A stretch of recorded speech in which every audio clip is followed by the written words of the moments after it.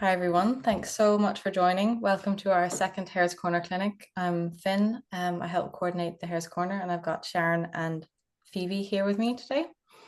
So for those of you that weren't here last month, this is a new initiative that we've launched at the Hare's Corner.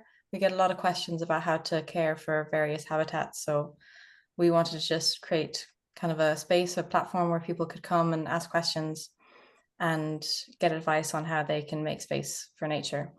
So we're going to hold these clinics every month on the second Monday of each month. So if you want to sign up to be notified when the next one is happening, I'm going to post a link in the chat now. And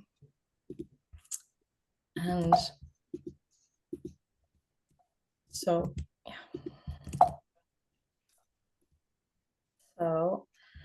yeah. So these clinics are funded by Life's Too Good Foundation, and I just wanted to say thank you to them because without that, we couldn't make them free and open to everyone, which is great. So, and I'm sure you all know that the Hare's Corner is part of Burnbio Trust, and we're a membership-based not-for-profit, and we really rely on all the support we get from our funders and our partners and our members especially. So if you want to become a member or support us in any way, we really appreciate it. So yeah, for this clinic, we'll just have a short 15-20 minute presentation from Sharon first on our theme for this month, which is wildflower, meadows and grasslands. And then afterwards, we'll move into an open Q&A. So Sharon is our speaker, and she's been with the Hare's Corner project since the beginning. She's the scientific advisor to the Hare's Corner, and she helps manage the Plan for Nature measure. So any of you who've met Sharon, which I'm sure many of you attending have, will know that she's just got such an amazing depth of knowledge. So it's really great to have her with us this every month. And also here to help answer questions is Phoebe O'Brien, who's a fantastic botanist and a particular expert on grasslands. And among other things, she works on the Great Irish Grasslands project, which is a really great initiative dedicated to kind of raising awareness about semi-natural grasslands across Ireland. And she also recently co-authored a book, which is an identification guide to native and non-native invasive plants, which I know we had a question on in the last clinic. So anybody who wants to know how to identify their non-native, that's a great place to go. And she also has a great Instagram channel, which I can't for some reason get my copy paste to work, but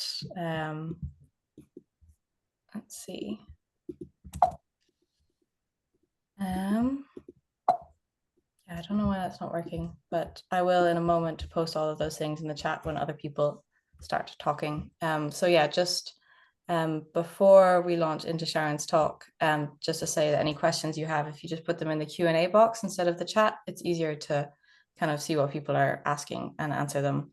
And we have a fair amount of people here tonight, which is great. Thanks everyone for coming, even though it's incredibly lovely outside. That's really great. So we might not get to every single question, but we'll try and address kind of the most common issues and themes. And if there's things that we don't get to, then I'll try and follow up with you one-on-one afterwards. And I'm also going to be recording the session and posting it on our YouTube channel. So you can, if you miss something or you want to go back on something, it'll be there. So yeah, without any more waffling from me, Sharon, I'm going to hand over to you. To see if it works as smoothly as it did in the practice.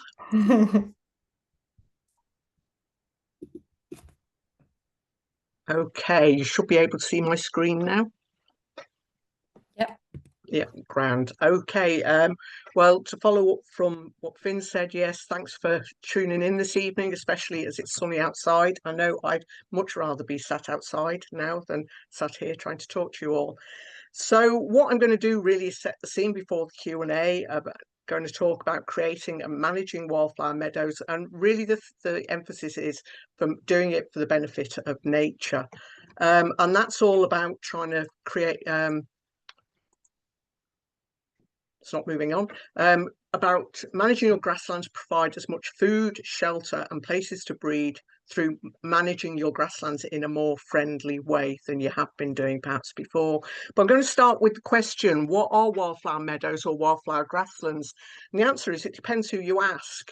If you look at these three, they're all obviously lovely wildflower grasslands, but only if one of them, if you want to be pedantic, is a wildflower meadow, and that's this one here with the tractor in it, because that's actually mown as a hay crop. A meadow is something that is mown for a crop, a winter fodder crop, really, whereas a grasslands might be managed in other ways, like by grazing. But for the purpose of this talk, and really for the purpose of what most of you are doing, what we're talking about really is grasslands and meadows as an interchangeable term, and we're looking at semi-natural grasslands which have a flora consisting of grasses and wildflowers that are typically found in Irish grasslands. And I'm saying typically found in Irish grasslands because really they should be grassland flowers, and the reason for that might come up next. What isn't a wildflower meadow or a wildflower grassland? Well, this isn't. And I borrowed the photo from Dublin Naturist Field Club because I always get these before they come into flower or after they come into flower. This is what a lot of people seem to think is a wildflower meadow. It's very colourful, quite pretty. It's got lots of poppies, cornflowers, corn marigolds, corn cockle. But this is really what you could call a picture or an ornamental meadow. It's not a grassland meadow. It hasn't got any grass in for a start. These are arable weeds. These are plants that would appear in an arable crop, a wheat crop, oats, barley, whatever, after ploughing, and then would flower that year. They're annuals, they'd set seed. And if it went down to grass the next year, they'd disappear. So these are arable plants. They're not typical of grasslands. Therefore, they are not a wildflower meadow. And one of the worrying things is we're seeing these planted around the edges of towns and villages where people are actually destroying existing grasslands to sow these. And if you don't know what's there beforehand, you could actually be interfering with quite a rare plant, as I believe happened on one of the Dublin sites. There are lots of wildflower mixes and wild meadow mixes, Irish wildflower mixes that you'll see popping up available. And yes, you can create a wildflower meadow or a wildflower grassland with them, but it comes with a lot of warnings. A lot of these seeds are sold and they're quite misleading in terms of what's native, what's not native. They can have quite a dubious provenance. They might say they're Irish, grown from Irish seed, but I'm seeing agriculturally adaptive varieties and horticultural varieties coming up in these mixes. The better ones are very expensive, and the range of flowers in them is often not ecologically sound. It's got things that are wet grassland, dry grassland, everything's thrown in, and a lot of those things aren't going to grow. So really, at the end of the day, you're still better trying to manage your own grassland that you've got and build it up into a more species-rich grassland over time. The big thing that hits me all the time is so many people who planted these wildflower seed mixes say it looked great the first year and it was so disappointing the second year. And that's often, again, because you've got these colourful annuals included. People don't really know how to manage the grassland that comes through. And the fact that these colourful annuals are included really is perpetuating this myth as to what a wildflower meadow is. So it's really a species-rich grassland with grasses and herbs that are typical of a grassland. So when it comes to creating a wildflower grassland, you really need to think a bit before you start. So you probably have a vision in your head. Is that vision realistic? If it's the photo on the left, it's not. That's the wildflower seed mix. If you want something that looks like that, by all means plant it in a flower bed, but it's not going to create a wildflower meadow. If you've got something more like the picture on the right in your head and you're expecting your lawn or field to look like that within a year or two, again, you've not got a realistic vision. Grasslands can take quite a long time to develop into being very species rich. The other thing is the outcome of how your grassland's going to look is going to be influenced by a lot of things like soil fertility, soil drainage, and the seed bank that's there. So if you're starting with a field or whatever type of grassland that's quite fertile, it's going to have a lot of grass. It might have a lot of what we consider weeds in, like hogweed, docks, nettles. You might not think of that as a wildflower grassland. And if you want to get more species rich, we've got to get the fertility down first. But those weeds are valuable to wildlife. If you're starting with a wet grassland, you're going to end up again with something that's going to look grassier. It's going to have bigger, tougher plants in it. It is a grassland, but it's not the same as this grassland here in the Burren. It's a wet grassland. And again, if you've a grassland that's been really heavily managed for many years, you're going to have a decreased seed bank in it. So what you might end up with is common flowers, so white clover, red clover, buttercups, various dandelions and things that look like dandelions in there. It might not be the grassland here in the Burren, but it's still valuable for wildlife. So the other thing you really need to think about is your needs and your capacity to manage your grasslands. Your needs, if it's a garden situation, it's your lawn. Have you got children? Do they need somewhere to play? Because the two things don't necessarily go together, a wildflower grassland and trampling by children. If you've got pets, the same thing. If you bought land, quite a lot of people seem to be buying a bit of land. Have you got the grazing stock or the capacity to mow that? Even if you're doing a garden, have you got the equipment you need to cut your lawn? Have you got the physical capacity to manage it yourself? Think of all these things first before you get into it, because it'll make your life a lot easier along the line. So once you've thought about all these things, you might need to manage your expectations as to actually what is achievable, not what your vision was originally, and maybe modify that vision and your plans. But whatever you do, don't forget the wildlife, because at the end of the day, the idea is you're doing this to improve it for wildlife, and wildlife will be quite happy with the weeds in the fertile grassland. You'll get a different suite of wildlife in the wet grasslands than you will in the Burren grasslands. They're all valuable, so never just forget about the wildlife along the way. So where do you start? Well, finding a location. What I always say is start somewhere practical that fits your needs. So not where your kids are going to be playing football, not where you have to graze your animals year round, somewhere where there's lots of natural light. I quite often have come across people who are trying to get a wildflower meadow going and it's under heavy shade of a tree. A lot of the grassland plants like brighter light, so they won't do well in shade. So try and choose somewhere outside of the shade. If you can, if your land's a bit wet, start with somewhere that's better drained. It's just give you a better chance of getting it started initially. And look for areas where you've already got more common wildflowers and maybe your grass growth isn't quite as strong, because these are telling you somewhere that, look, we're wildflowers, we're growing here already, and more will grow here if you manage it right. So look for things like red clover, white clover, self-heal, yarrow, dandelions, and bird's foot trefoil. If you've cut all your grass and there's no flowers, just look for lots of different leaf shapes. Places that aren't necessarily all grass-shaped leaves, but you've got a greater variety of leaf shape. So that's going to tell you where you've already got a greater diversity of plants, and therefore where plants are going to grow better. And what I always say to people is start with a manageable area and start small. Don't go and just maybe turn over a big lawn to wildflower meadow straight away, because it's going to be disappointing. You're going to find it's hard to deal with and you're more likely to give up. And I have come across people that have done that. So you could do something like here. This is the Cusack Centre up in Carey. What they did was they identified areas where there was a greater variety of common plants, and they've started to leave those as meadow. Now, they're a public place, so it helps that they're keeping all the bits look tidy. But the eventual idea is that all of this will be transformed into a flowering meadow. So just think small. And even if you're doing this at a farming level, you don't have to change all your fields to try and get them species rich straight away. Identify those fields or even parts of fields that have the potential, already have some wildflowers in it, and therefore are going to be easier to turn into and increase the diversity within them. Now, you'll often see two terms that are bandied about a lot of the time, particularly through the pollinator plan, and that's long flowering and short flowering meadows. I'm going to start talking about long flowering meadows. The long flowering meadow, simply, it has a longer flowering period and the vegetation gets taller. Now, the aim here is to increase the floral diversity over time by allowing as many flowers and grasses that are growing there to flower and set seed. And letting them set seed is really important, because what you're trying to do is build up the number of plants and boost the seed bank that's available. Because by allowing them more to set seed, you'll get more flowers growing the following year if you manage it right. How do you do it? Well, in terms of lawns and smaller areas, first cut I do usually is around March, particularly when you're starting out, and then with a second cut in late August to September.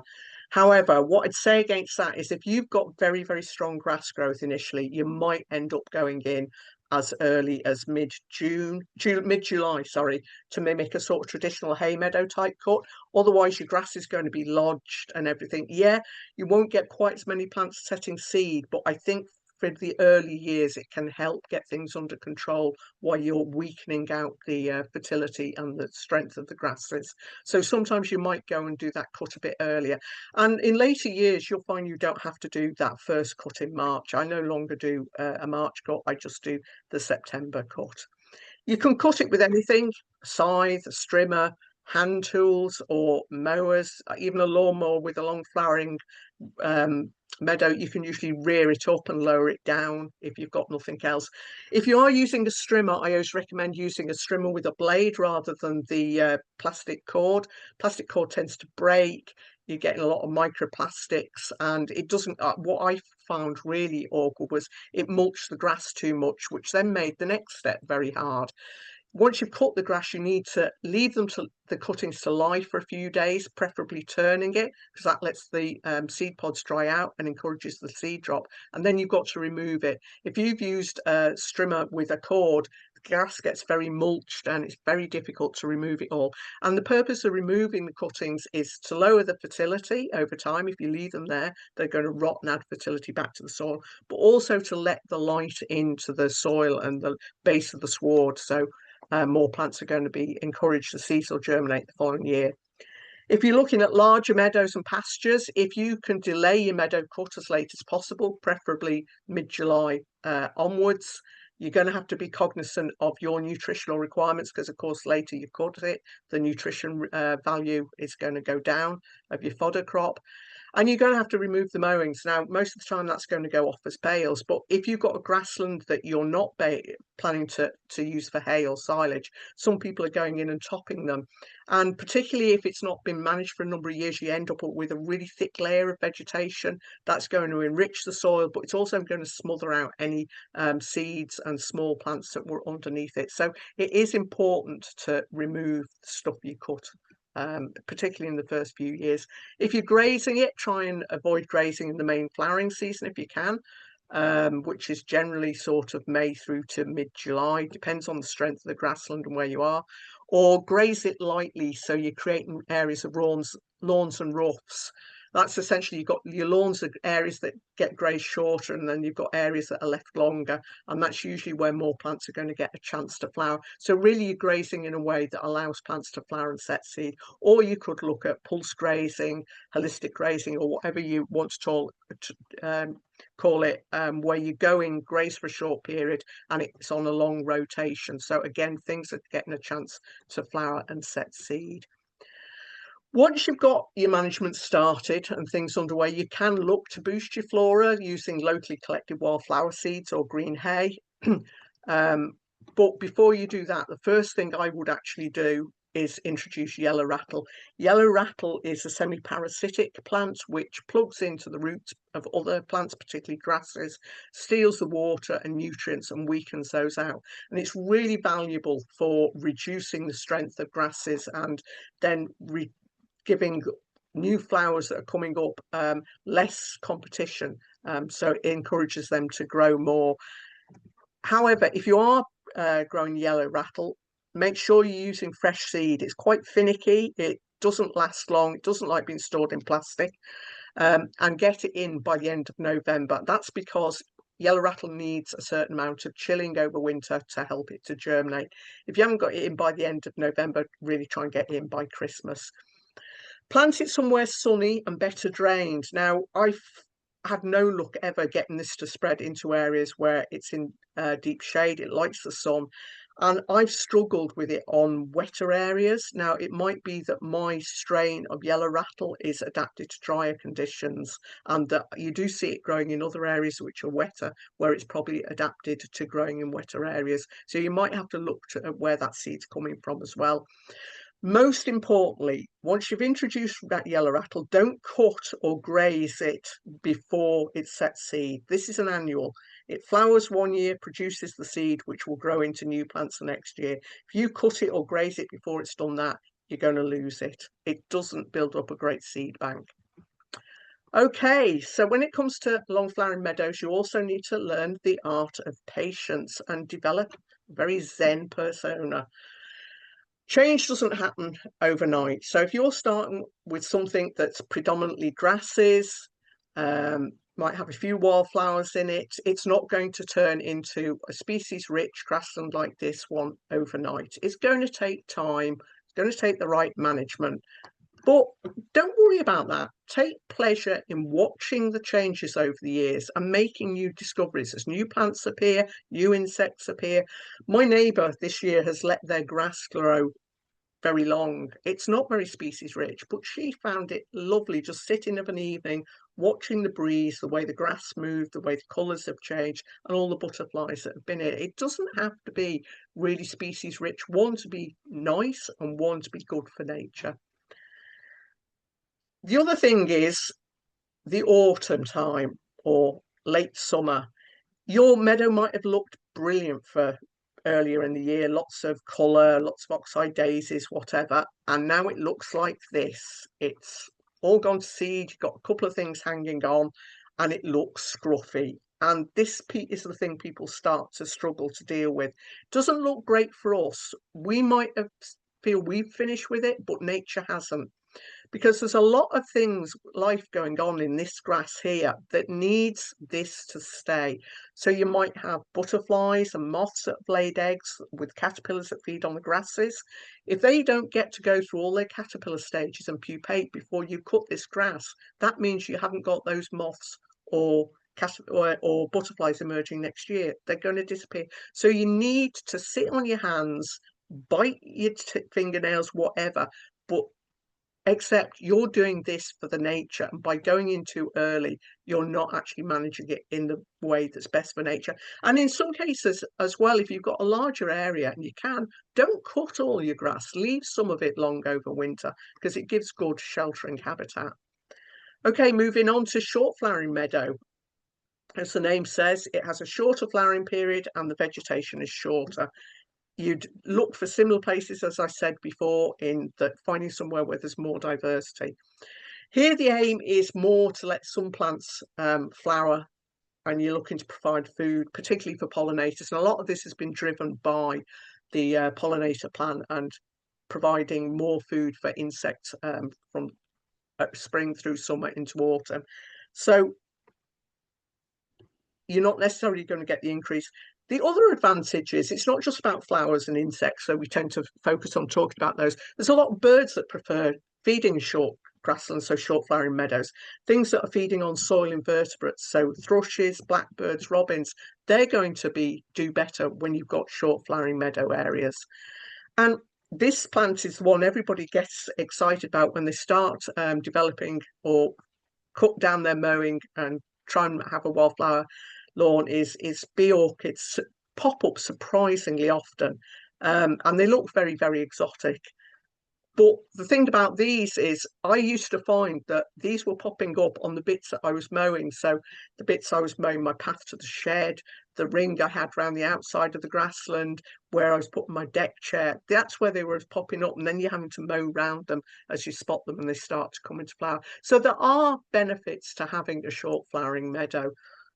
How do you manage it? Well, I'd say start your cutting again, do a cut early in March and then cut at 4 to 6 week intervals. That's the general advice. You're going to have to adjust it for different times of the year, different years that are in it, different strengths of grass. So if you've got very strong grass growth, you might need to go in and cut it, say, at 3 weeks.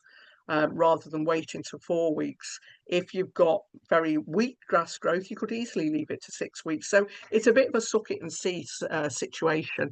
But so if you cut it early, then you leave it until late April, really, to let the dandelions flower, because they're so important for all those early emerging insects that have overwintered, and then go for a sort of schedule early June, mid-July, late August if you can. I'd advise that you mower blades a bit higher. Don't skin your grass right down to the base, because what you want to do is leave enough that those flowers are going to come back into, plants are going to come back into flower quite quickly.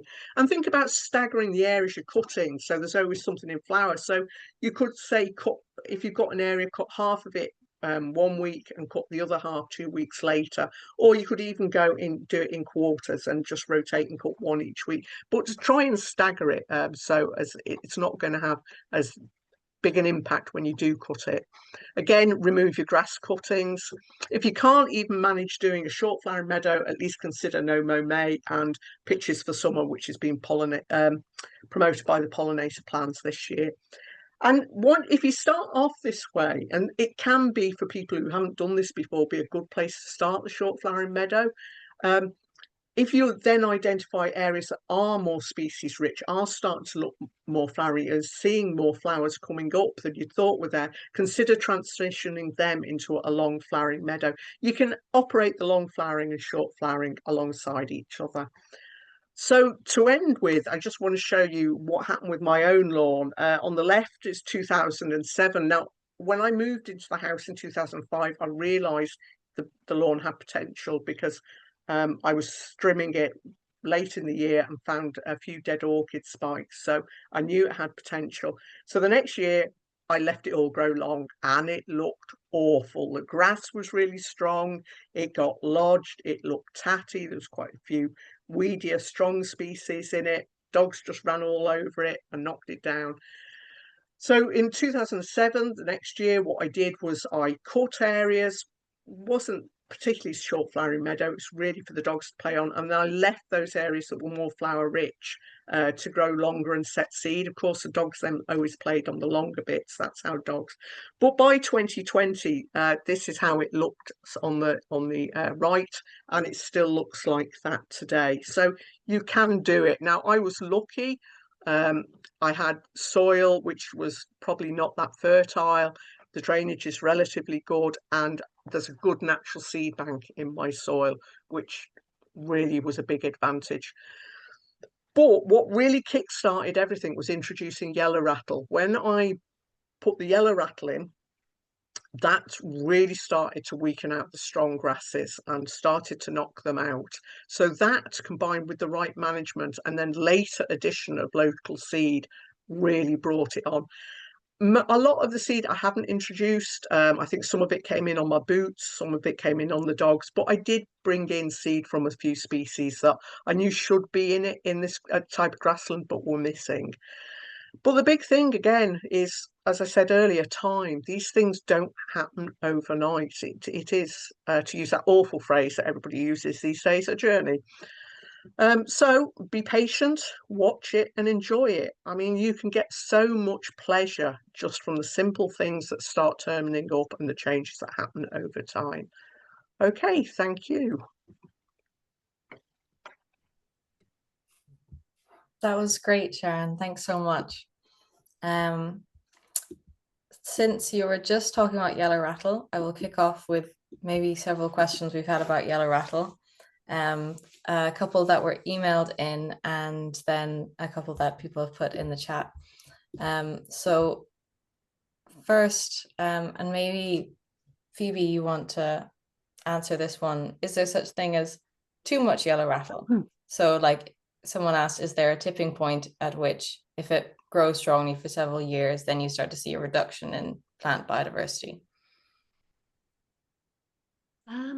I've only seen that where it was really artificially introduced in one of those wildflower mixes with annuals, and then there was so much growth. It's actually just near Kanturk, there's a roundabout, and it's just insane. It's nothing but yellow rattle. But that will start to balance itself out again, because yellow rattle needs to feed on something. So if there's no grasses there, it will die away. And as an annual, it can't just hang around. It needs to have something every year to keep it going. So I think that will definitely balance out as the grasses come back in.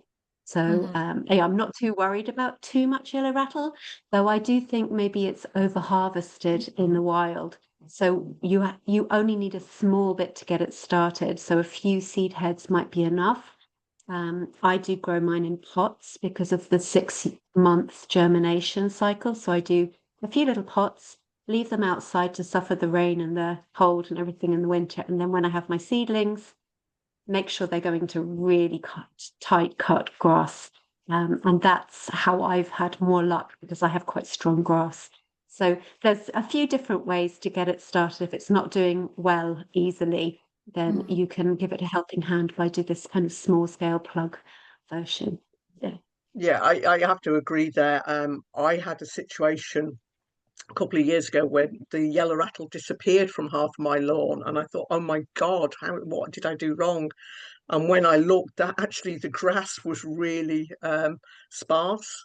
But it balances out, so it'll go in peaks and troughs, like anything does. If you get lots of aphids, you'll get a build-up of ladybirds behind them, and then as the aphids go, ladybirds are going to crash. So it's sort of almost a predator-prey sort of scenario.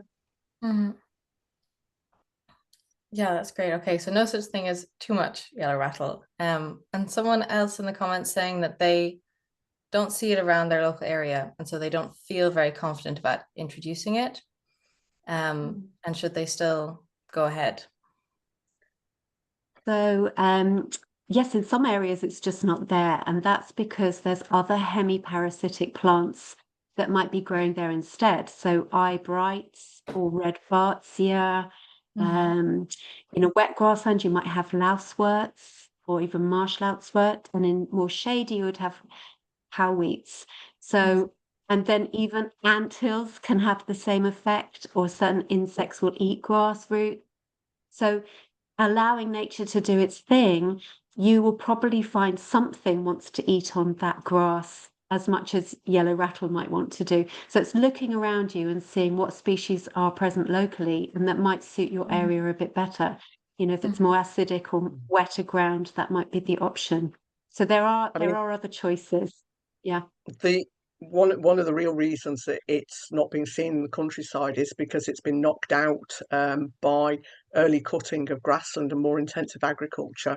So it would have been like I go into places and farmers will tell me, yes, the fields were full of it when they were kids, but because silage is cut early, um, it's not getting to set seed.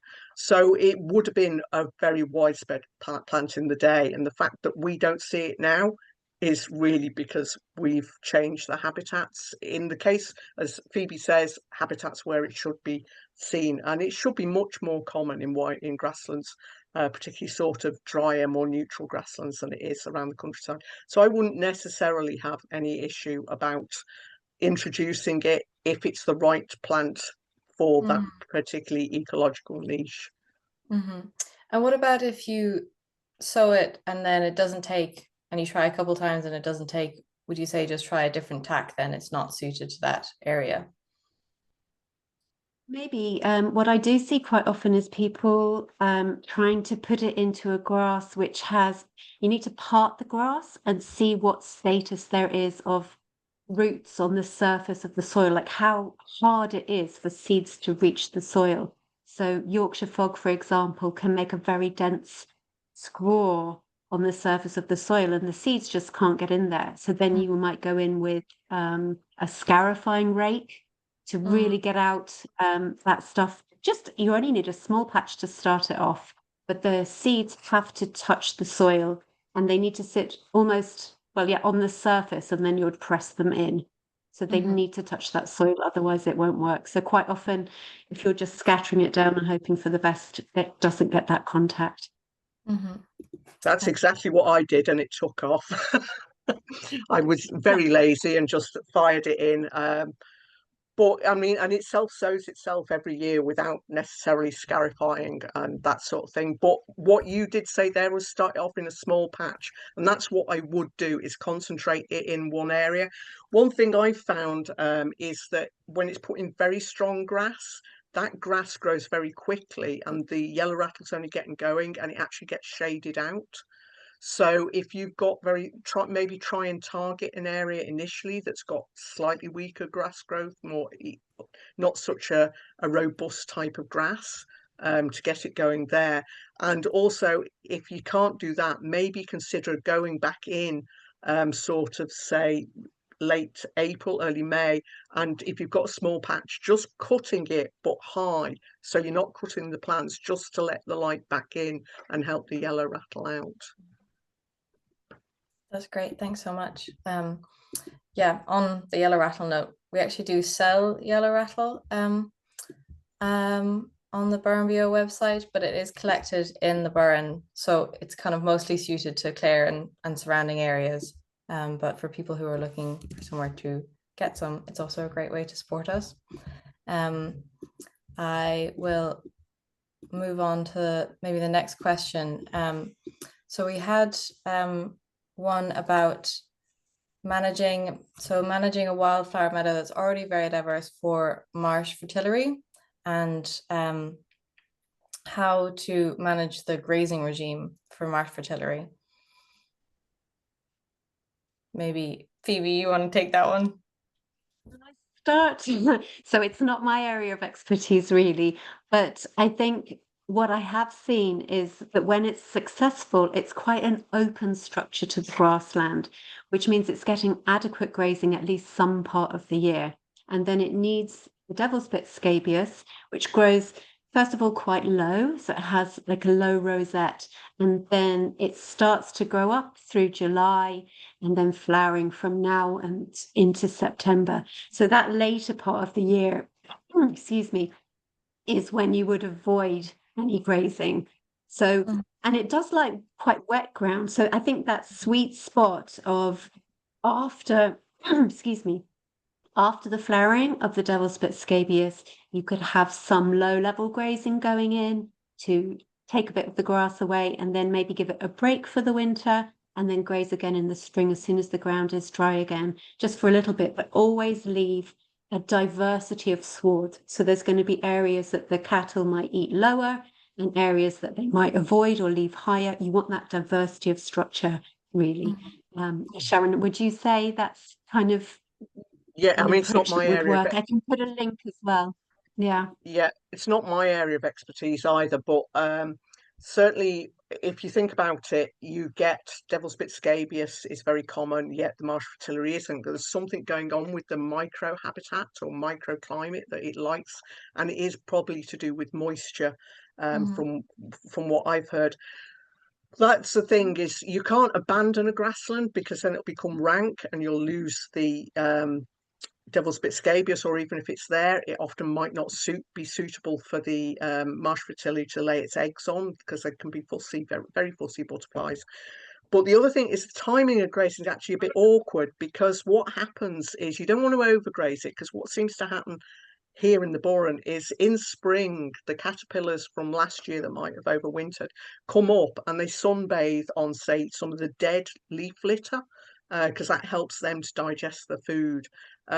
So you probably don't want to graze too hard first thing, sort of as the weather's warming up, because you've got a lot of small caterpillars about then, and you don't want to graze too hard later on, after sort of May, July, to graze off all the leaves on which the butterflies will have laid their eggs on.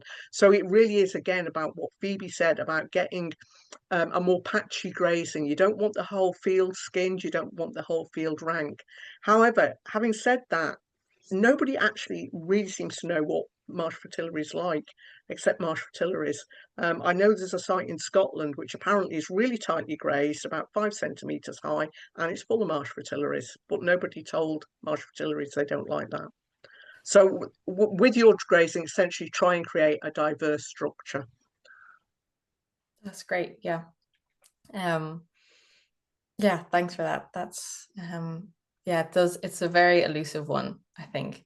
Some years it might be great and some years it won't. But yeah, there's quite a few questions about kind of managing docks, nettles, hogweed, ragwort, and thistles. So maybe we could, yeah, move on to that. We had one emailed in saying that there's advice given that you should, you said, for long flowering meadow, not to cut over the summer period, pretty much. But there's some advice that says you should remove those plants those kind of more fast growing plants that can take over, and whether or not you would recommend this, Sharon. It really, what you've got to think about, again, it goes back to where you're trying to establish your wildflower meadow and what those plants are telling you. If you've got lots of docks, nettles and hogweed, it's telling you that the soil's not in great condition and the nutrients are quite high. And I go into some places, I've rewilded a few septic tanks in my day, where actually the greatest wildlife value on a site is in those weedy things that they've been told to get rid of. And you can look at some of these grasslands and go, well, you're never going to actually get it to a really nice grassland. However, having said that, I did spend an hour this evening cutting the heads off hogweed before it went to seed, because it did get into part of my grassland. I don't mind it, but I do find it gets too big and butch and starts shading out other things. But it's a brilliant plant for pollinators. Same with nettles. There's something like 30 species of insect that are dependent on nettles, another 100 that are use it at some point or another. So these weed species do have a value, and sometimes they are going to be delivering more value than anything you can create in the meantime.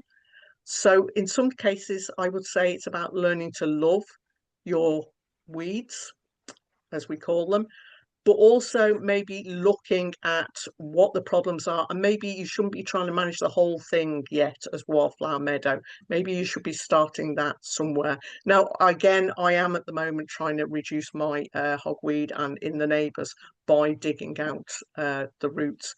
But that's hard, and it's more because I got a problem because the seed was blowing in from somewhere else.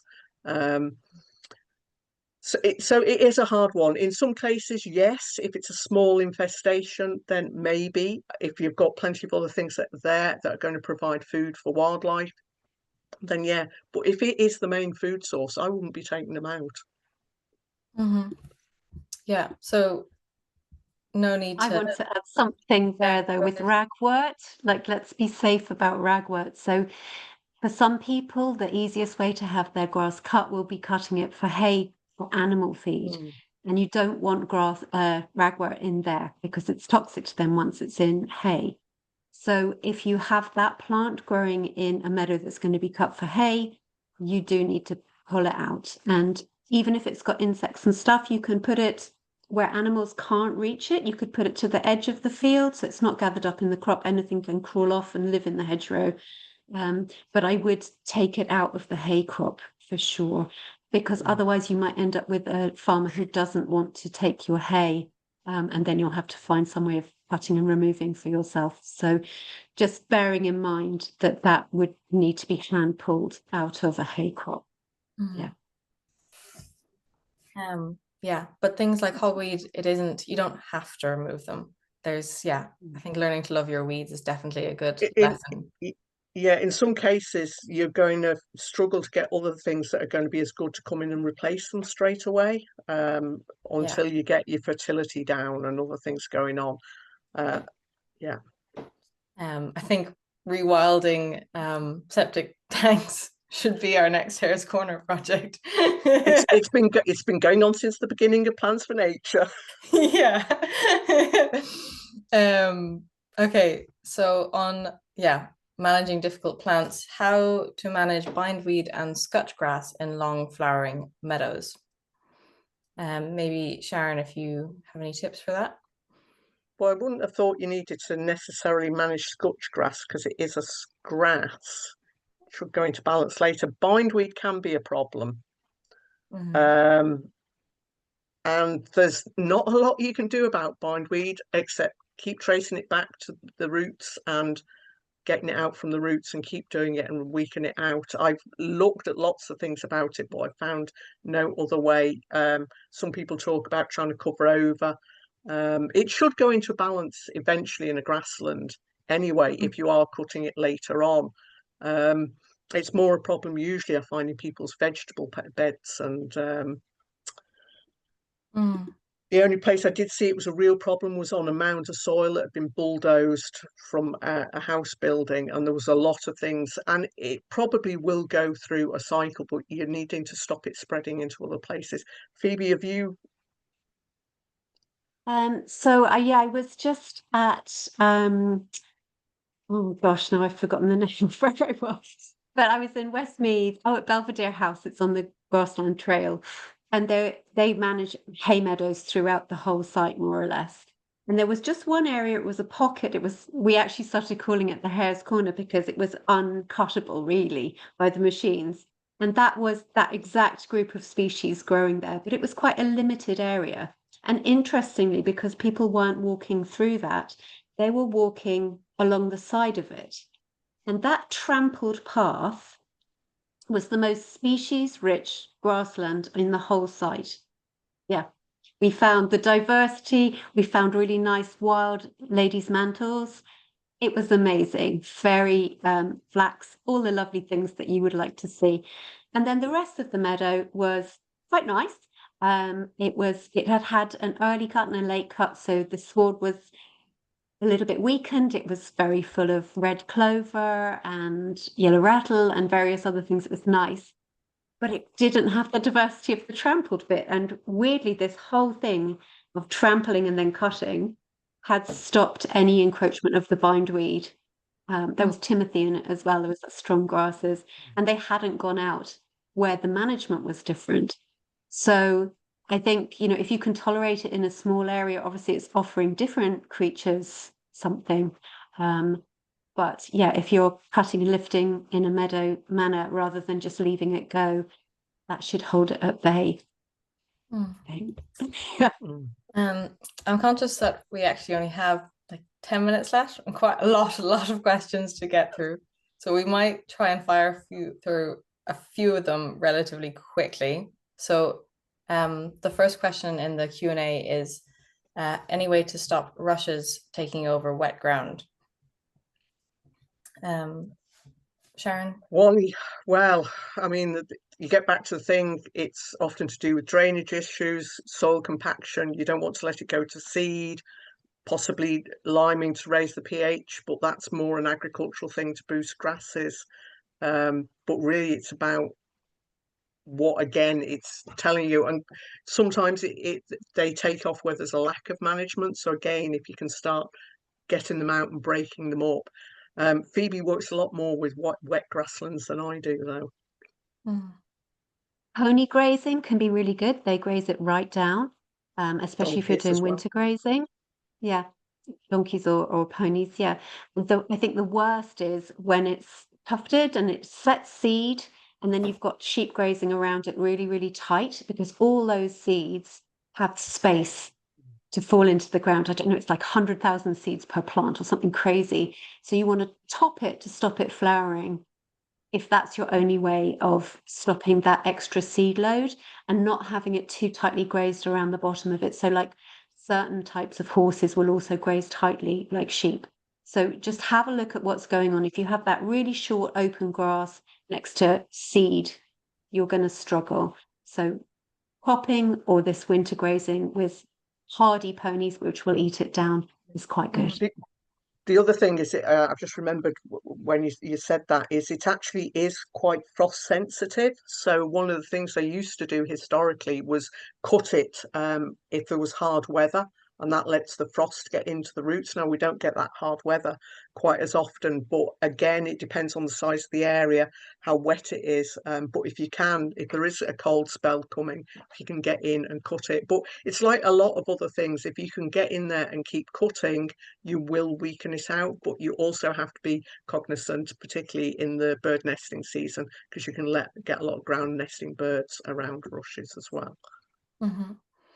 Yeah, and on that, is there any way, there's one question in the chat about not disturbing like wildlife when you're cutting. What would you say the best tactic for that is? I would imagine maybe only cutting part of the piece, like the meadow, at any one time is probably best. It is, but it has to be what's practical. I know my friend has a problem because of all the frogs, and it's in England, so she's got toads as well. So if you go in with a strimmer, it can be quite horrendous. So what we've been doing there is we've been cutting it high. So we strim, but we strim it at about 6 inches high, which lowers the thing. And then she might go in and mow it in sections.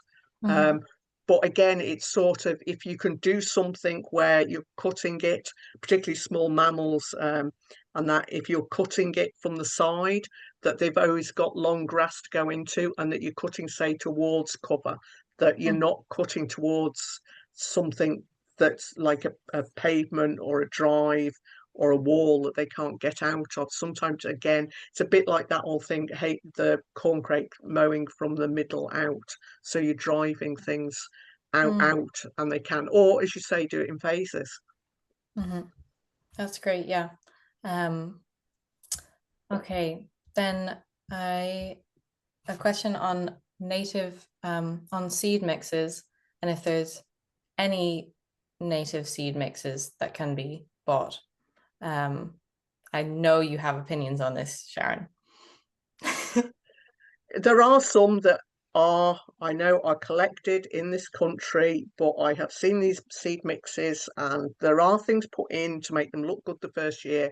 And I'm going, well, that's not native, and this claims to be all native plants. And even with those mixes, some of the things that come up, I think, are agricultural varieties. So it is very, very difficult. And also it's this fact you've got things in that are far too fussy about nutrients to be putting in early unless you've got the nutrients down and that. So even where they are collected in Ireland, sometimes, or they've been grown from seed collected in Ireland, I'm not always convinced they're coming from a source that is an Irish provenance. Yeah, and probably there's other solutions that are better, like using green hay transfers or something instead of using seed mixes, right? I know lots of people claim to only use native seeds, and I have seen in those people's mixes non-native plants.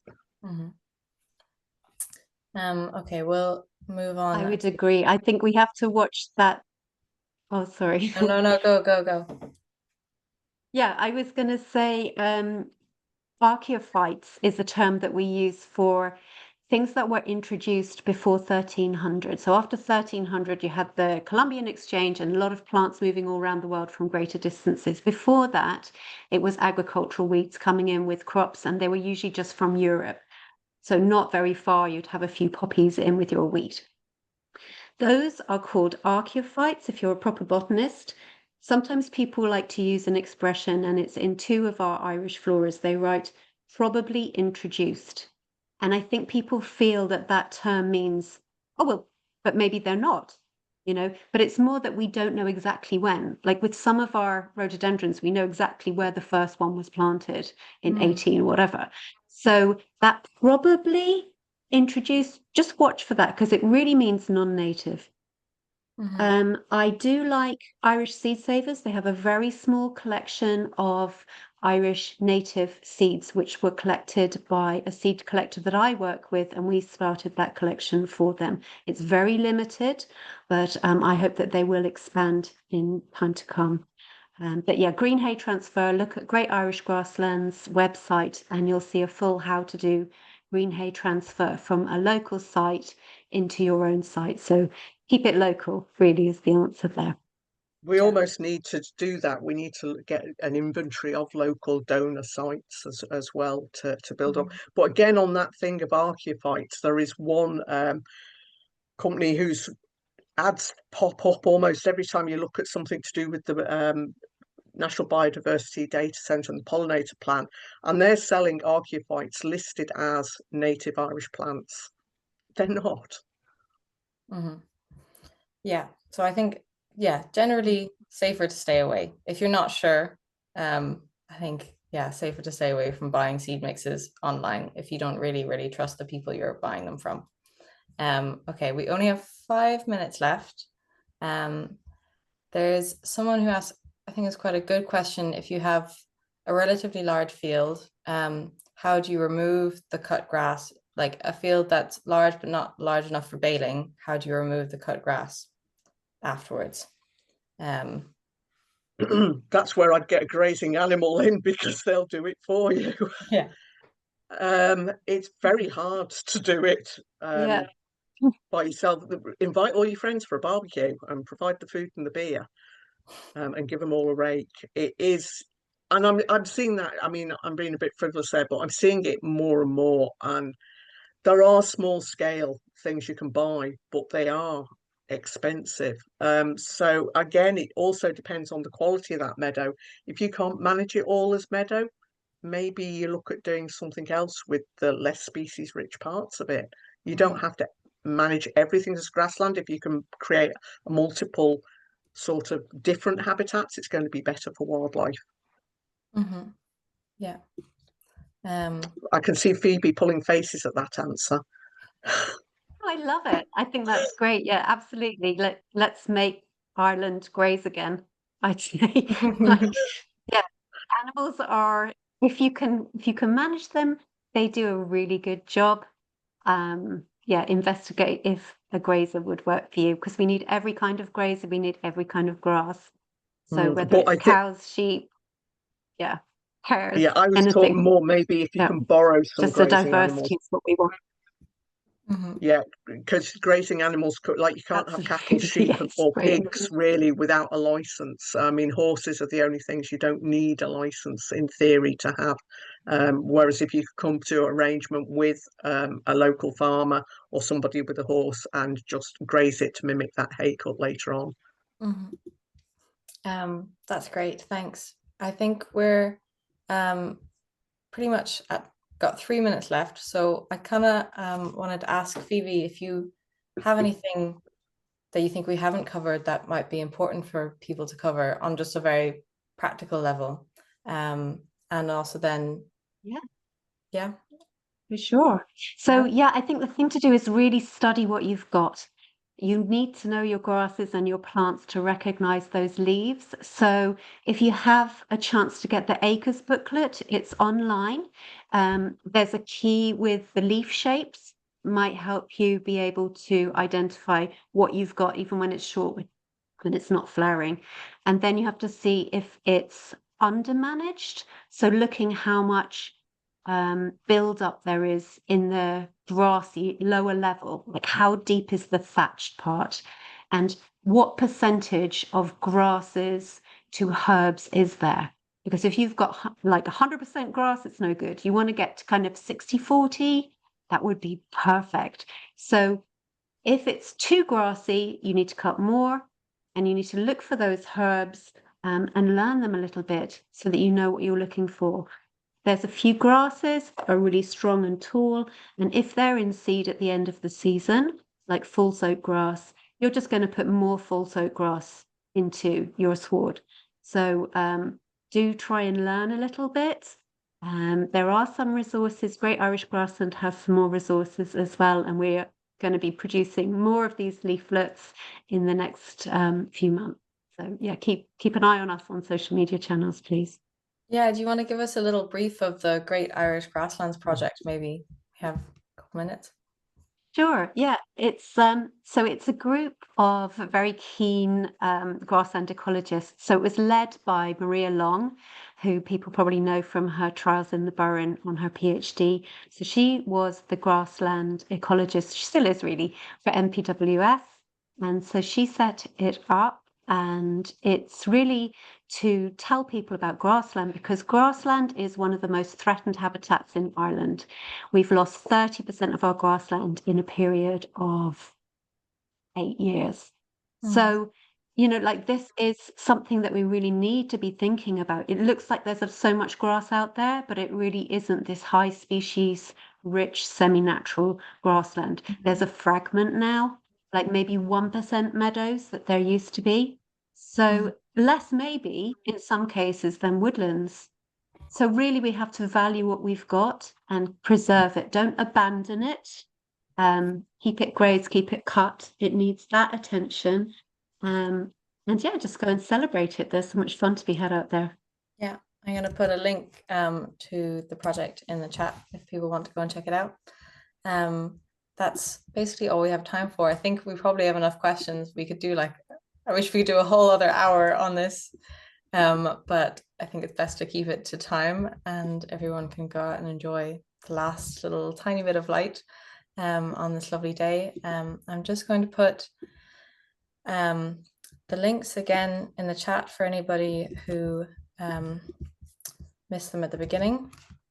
And yeah, thanks so much to Phoebe and Sharon for joining and for answering all those questions. I will, any questions that we didn't get to, I will try to, yeah, if I feel that we really didn't answer it, I will try and get back to you. Also, yeah, we'll post this on our YouTube channel. And just to remind you that, yeah, as I said at the beginning, Burn Trust is a non-profit.